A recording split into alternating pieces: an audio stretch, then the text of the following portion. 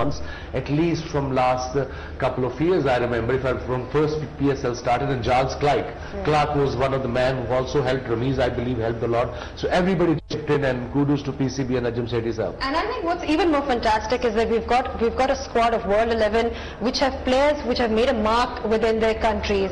You know, we've got a team which have players representing their countries right now. So it's not really a team of ex-players coming together.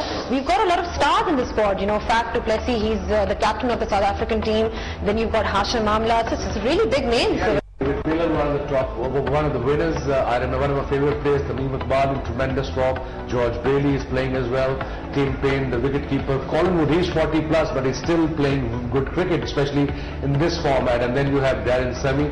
We all know how good he is, how consistent. One of the top all-rounders, Tishara Pereira, Grant Elliott, and Ben Katik, another all-rounder, Mone Mokal, the quickie, and two leggies, the top leggies, in fact, the wicket takers. So I think apart from being a top team, it's a good balanced side. So this series won't be easy for Pakistan, but I think for me as a player, what matters is this 3 games. Winning